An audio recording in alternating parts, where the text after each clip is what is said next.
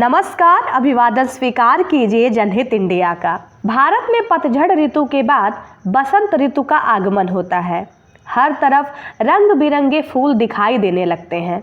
इस समय गेहूं की बालियां भी पक कर लहराने लगती हैं, जिन्हें देखकर किसान हर्षित होते हैं। चारों ओर सुहाना मौसम मन को प्रसन्नता से भर देता है।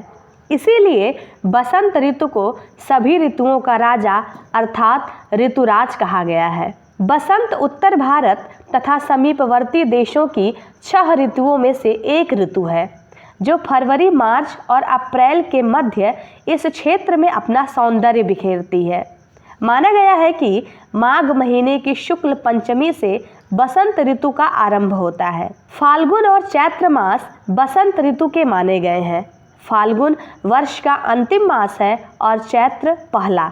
इस प्रकार हिंदू पंचांग के वर्ष का अंत और प्रारंभ बसंत में ही होता है। इस ऋतु के आने के बाद सर्दी कम हो जाती है, मौसम सुहावना हो जाता है, पेड़ों में नए पत्ते आने लगते हैं, खेत सरसों के फूलों से भरे पीले दिखाई देते हैं। अतः राग, रंग और उत्सव मनाने के लिए यह ऋतु सर्वश्रेष्ठ मानी गई है। बसंत पंचमी पर्व से ही बसंत ऋतु का आगमन होता है। शांत, ठंडी, मंद वायु कटु शीत का स्थान ले लेती है तथा सबको नव प्राण व उत्साह से स्पर्श करती है। बसंत ऋतु तथा पंचमी का अर्थ है शुक्ल पक्ष का 5वां दिन। अंग्रेजी कैलेंडर के अनुसार यह पर्व जनवरी से फरवरी तथा हिंदू तिथि के अनुसार माघ के महीने में मनाया जाता है। बसंत पंचमी का दिन भारतीय मौसम विज्ञान के अनुसार समशीतोष्ण वातावरण के प्रारंभ होने का संकेत है। मकर संक्रांति पर सूर्य के उत्तरायण प्रस्थान के बाद शरद ऋतु की समाप्ति होती है। हालांकि विश्व में बदलते मौसम ने मौसम चक्र को बिगाड़ दिया है, पर सूर्य के अनुसार होने वाले परिवर्तनों का उस पर कोई प्रभाव नहीं है।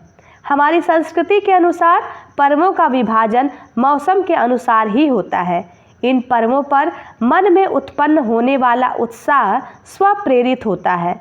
सर्दी के बाद गर्मी और उसके बाद बरसात, फिर सर्दी का बदलता क्रम देह में बदलाव के साथ ही प्रसन्नता प्रदान करता है। कड़कड़ाती ठंड के बाद बसंत ऋतु में प्रकृति की छटा देखने ही बनती है।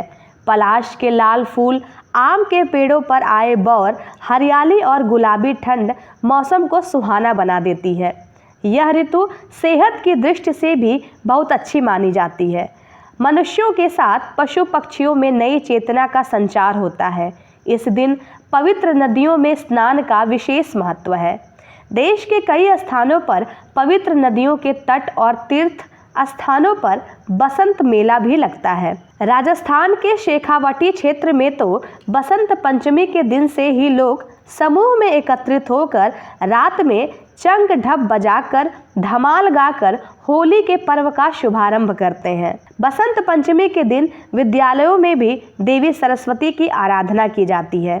भारत के पूर्वी प्रांतों में घरों में भी विद्या की देवी सरस्वती की मूर्ति की स्थापना की जाती है और बसंत पंचमी के दिन उनकी पूजा की जाती है। उसके बाद अगले दिन मूर्ति को नदी में विसर्जित कर दिया जाता है। देवी सरस्वती को ज्ञान, कला, बुद्धि, गायन वादन की अधिष्ठात्री माना जाता है।